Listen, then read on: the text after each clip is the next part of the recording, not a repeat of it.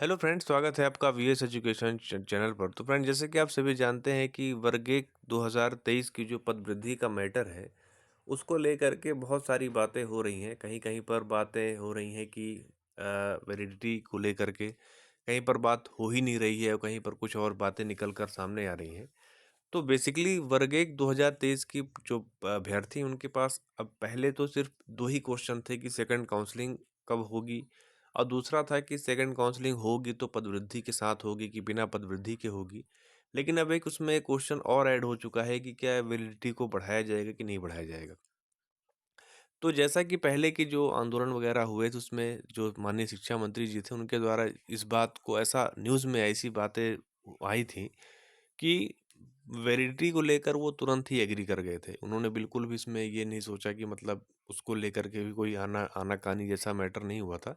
उन्होंने सिंपल यही बात बोली कि बस कुछ कारणों की वजह से वैलिडिटी को लेकर के हम आश्वस्त नहीं थे, इसलिए हमने उस पे ध्यान नहीं दिया, लेकिन वो हमारे ज़हन में है और हम उसमें बहुत जल्दी मतलब वैलिडिटी तो बढ़ाना ही है, इसमें कोई दो राय नहीं है।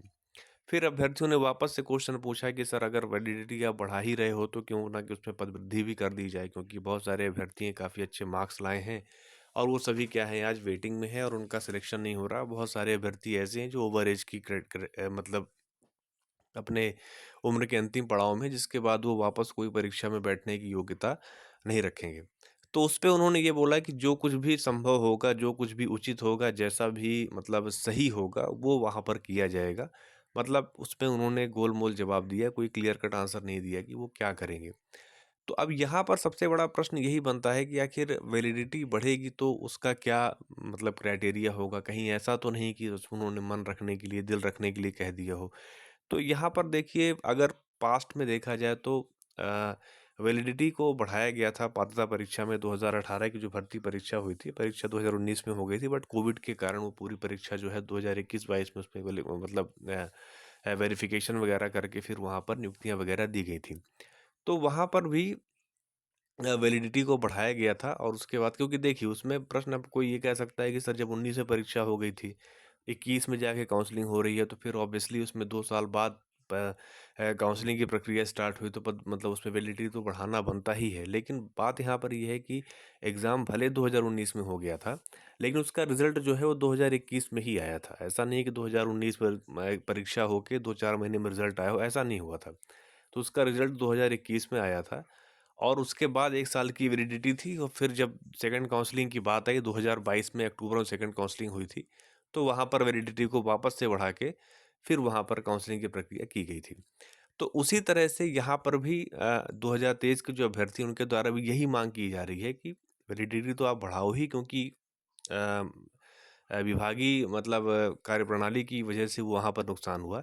हालाँकि यहाँ पर जो मेन मैटर है 2023 की सेकंड काउंसलिंग ना हो पाने का, एक तो मैटर है डिवीज़न वाला केस जो हुआ था। डिवीज़न केस हालाँकि अभी चल ही रहा है, उसमें कोर्ट ने उसमें ऑर्डर किया है माननीय कोर्ट ने कि उसमें विभाग जो है अपना जवाब पेश करे कि आखिर वो सेकंड डिवीज़न का क्या क्राइटेरिया रखते हैं, ठीक है? कितने को सेकंड डिवीज़न मानते हैं, कितने को फर्स्ट डिवीज़न मानते हैं, ताकि अभ्यर्थियों के साथ मतलब डुअलिटी ना हो, मतलब एक ही नियम सभी अभ्यर्थियों पर लागू हो। मार्कशीट के बेसिस पे ऐसा फैसला ना लिया जाए कि बहुत सारे योग्य अभ्यर्थी जो हैं वो रिजेक्ट हो रहे हैं। तो वो सबसे बड़ा मैटर है जिसकी वजह से सेकंड काउंसलिंग की प्रक्रिया रुकी हुई है, और शायद वो जब केस क्लियर होगा तो उसके बाद निश्चित रूप से, चूंकि सेकंड काउंसलिंग करानी है, तो एक नोटिस आएगा, एक सर्कुलर जारी होगा जिसमें कि वैलिडिटी को बढ़ाया जाएगा, और फिर वो सभी अभ्यर्थियों का जो भी केस है उनको वेटिंग क्लियर करने की बात वहाँ पर आएगी।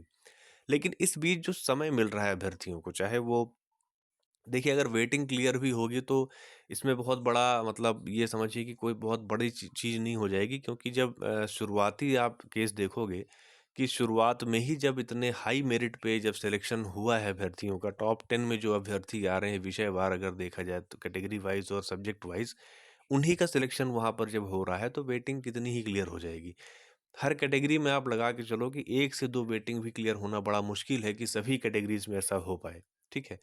तो वो ठीक है, अब 1-2 क्लियर हो भी जाएगी अगर बहुत, तो उससे बहुत बड़ा फ़र्क नहीं पड़ने वाला है, क्योंकि बहुत से अभ्यर्थी ऐसे हैं जो काफ़ी अच्छे मार्क्स लाने के बाद उनकी वेटिंग अंडर 50, अंडर 100 या 200 की भी आप मान सकते हो, तो उस वेटिंग में भी कई कैंडिडेट हैं।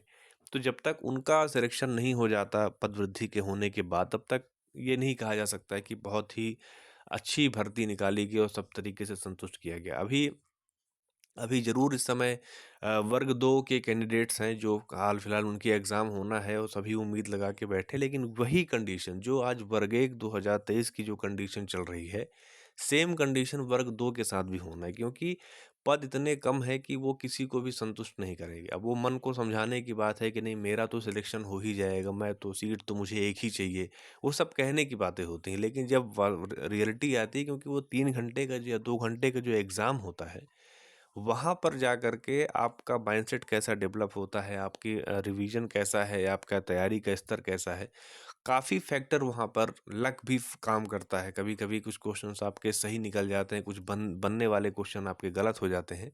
उसके बाद वहाँ पर जब रिग्रेट होता है कि 2-3 क्वेश्चन और सही हो जाते, 4 क्वेश्चन और सही हो जाते, ये क्वेश्चन अगर डिलीट ना हुआ होता, ये क्वेश्चन गलत ना हुआ होता, तो सिलेक्शन हो जाता। तो भी ले दे के अगर बात कही जाए तो आखिर कितने पद वर्ग 2 में आ रहे हैं। तो आज जो कंडीशन 2023 के वर्ग 1 अभ्यर्थियों की है, सेम कंडीशन वर्ग 2 वालों की भी भविष्य में होगी। मैं इसमें कोई, मुझे ये बात कहने में बिल्कुल भी अच्छा नहीं लग रहा है कि ऐसा वर्ग 2 के साथ हो, लेकिन रियलिटी यही है कि भविष्य में, क्योंकि जब देखिए इतने ज़्यादा अभ्यर्थी हैं और पद इतने कम है, विज्ञान का हाल आप देख ही रहे हो कितने कम पद वहाँ पर दिए गए। हालाँकि वो मैटर भी कोर्ट में पेंडिंग है, उसमें भी कुछ ना कुछ पॉजिटिव रिजल्ट आ सकता है। तो ये सब अगर देखा जाए तो बहुत कुछ यहाँ पर चीज़ें क्या है कि भविष्य में होगी, लेकिन सरकार का जो रवैया है सरकारी भर्तियों को लेकर के, वो इतना मतलब नेगेटिव है कि आप ये समझिए कि रोज़गार, मतलब जिस तरह से मतलब किसी भी विभाग में जो पद निकाले जाते हैं, वो इतने कम पद निकाले जाते हैं कि वो भर्ती सिर्फ कहने की भर्ती होती है, लेकिन उसमें कोई रियलिटी में कोई रोज़गार नहीं मिलता। तो बहरहाल अगर हम लोग वर्ग 1 2023 की बात करें तो डिवीज़न वाला मैटर हो, जब ही वो क्लियर होगा, उसके बाद वैलिडिटी को बढ़ाने के लिए चीज़ें होंगी, क्योंकि मंत्री जी ने भी बात कही है। अब इस बीच में अगर पद वृद्धि की मुहिम की बात की जाए तो इस टाइम पर जो अपना ये जो डिस्ट्रिक्ट है, वो रेवा डिस्ट्रिक्ट जो है, वो काफ़ी स्पॉट में है, क्योंकि वहाँ पे अपने जो माननीय उप मुख्यमंत्री जी हैं, शुक्ला जी, उनके वो वहाँ के निवासी भी हैं। और वहाँ की जो टीम है वो कई बार उप मुख्यमंत्री जी से फेस टू फेस मुलाकात कर चुकी है और उन्होंने काफ़ी अच्छा आश्वासन भी दिया है कि हम इस पे बात करेंगे, विभाग से समझेंगे पूरा मैटर क्या है, उसके बाद हम लोग डिसीजन लेंगे। तो शायद उनको मामले की गंभीरता उनको समझ में आई है कि आखिर ये लोग जो अभ्यर्थी वर्ग 1 वाले हैं वो क्यों पद वृद्धि की मांग कर रहे हैं। ठीक है? और रीज़न वही है जो पहले थे, जो गज़ट 2023 भर्ती परीक्षा के पहले आना था वो दिसंबर 2024 में आता है। जो पद 2026 या 27 की परीक्षा के लिए दिए जा रहे हैं, वो पद 2023 वालों को दिए जाने थे। और जो पद 2023 में बचे हुए आए थे, वो पद 2018 वालों को दिए जाने थे। तो इस तरह से पूरी भर्ती जो है वो अस्त-व्यस्त हो गई है, इधर-उधर हो गई है और इसी वजह से वो अभ्यर्थी लगातार पद वृद्धि की माँग कर रहे हैं। तो स्पॉट चाहे कोई भी बने, चाहे वो रेवा बने, चाहे वो भोपाल बने, कहीं भी बने, लेकिन वहाँ पर थोड़ा-सा पुशअप करने की ज़रूरत है। क्योंकि अगर आप डायरेक्ट डीपीआई से पूछने जाएँगे तो डीपीआई पूरी बात वो मंत्री जी के पाले में डालेगा और मंत्री जी से आप पूछेंगे तो वो कहेंगे कि अभी हम योजना बना रहे हैं, अभी हम उसमें काम कर रहे हैं, हम आगे चल के बताएँगे। तो इस तरह से चीज़ें हैं, लेकिन जो मेन इसमें फैक्टर है, देखिए एक तो होते हैं कि बहुत सी चीज़ें ऐसी होती हैं जो मतलब ऑफ़िसर लेवल पे होती हैं, टेक्निकल चीज़ें होती हैं, वो मंत्री जी लोगों को उतना क्लियर नहीं होती, क्योंकि उनके पास अपना क्षेत्र भी देखना है, अपना वोट भी देखना है, अपने लोगों को खुश भी रखना है कि आगे चल के वो चुनाव में सब सहयोग करें और उसके साथ में अपना विभाग भी देखना है। तो उनके पास बहुत सारे मैटर होते हैं, लेकिन अगर आप बात करें डीपीआई की तो वो एक स्पेसिफ़िक काम के लिए डीपीआई को बनाया गया है।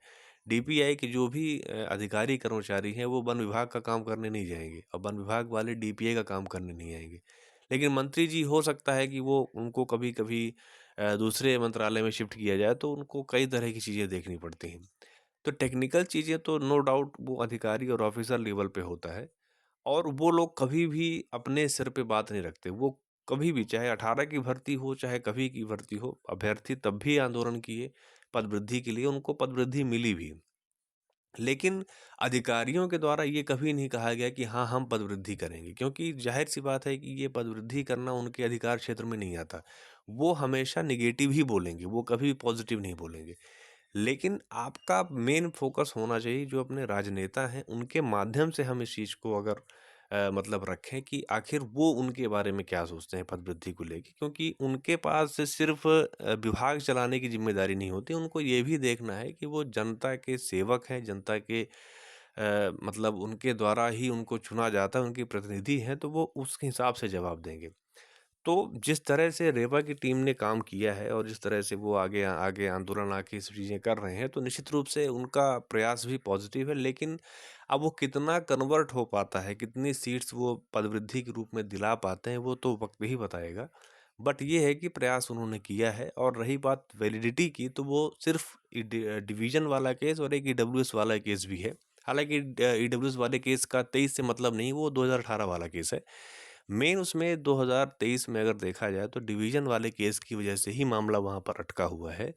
और उसमें 1-2 हफ्ते का टाइम भी दिया गया था, वो टाइम लिमिट भी पूरी हो चुकी है। तो जैसे ही वो चीज़ें क्लियर होंगी, सर्कुलर में चेंज किया जाएगा कि डिवीज़न कितना रखा जाए, कितने को द्वितीय श्रेणी माना जाए, तो वो मैटर भी वहाँ से क्लियर हो जाएगा। उसके बाद वैलिडिटी बढ़ाई जाएगी और फिर सेकंड काउंसलिंग की प्रक्रिया स्टार्ट होगी। तो उस बीच में जो समय है, उसमें अभ्यर्थियों को चाहिए कि वो लगातार मतलब मिलते रहें, राजनेताओं से, सभी से मिलते रहें और अपनी बात रखें कि इसमें यहाँ पर कुछ न कुछ यहाँ पर जो अभ्यर्थी हैं, उनके द्वारा जो माँग रखी जा रही है, उसको माना जाए और यहाँ पर पदवृद्धि को किया जाए। क्योंकि 2024 का गज़ट जो 2 दिसंबर में आया था, वो साफ-साफ दिखा रहा है कि विभाग के पास कितने खाली पद हैं। ठीक है? और 23 वालों के साथ टोटल अन्याय हुआ है, इसमें कहीं कोई दो राय नहीं है। ज़बरदस्ती की वो चुनावी भर्ती थी और उसको अब विभाग जो है वो अपने तरीके से सही ठहराने की कोशिश कर रहा है। ठीक है? तो यहाँ पर ये सबसे बड़ा ड्रॉबैक है जिसका खामियाज़ा जो है वो सिर्फ़ और सिर्फ़ अभ्यर्थी भोग रहे हैं। और ख़ास तौर पर वो अभ्यर्थी जो अपने उम्र के अंतिम पड़ाव में हैं, उनको दोबारा चांस नहीं मिलने वाला। ठीक है? और सिर्फ़ विभाग की लापरवाही की वजह से चुनावी माहौल को देखते हुए भर्ती निकाली गई और उसके कारण आज ये स्थिति है कि पद जो है वो बहुत ही कम दिए गए हैं। तो यहीं पर बातें हैं, इस चीज़ पे ध्यान देना चाहिए। ठीक है फ्रेंड्स, वीडियो अच्छा लगा हो तो आप उसे लाइक कीजिए, फ्रेंड सर्कल में शेयर कीजिए, कोई क्वेश्चन हो तो आप कमेंट कर सकते हैं और अगर इस चैनल पर पहली बार आ रहे हैं तो आप चैनल को सब्सक्राइब कर लीजिए। Thank you.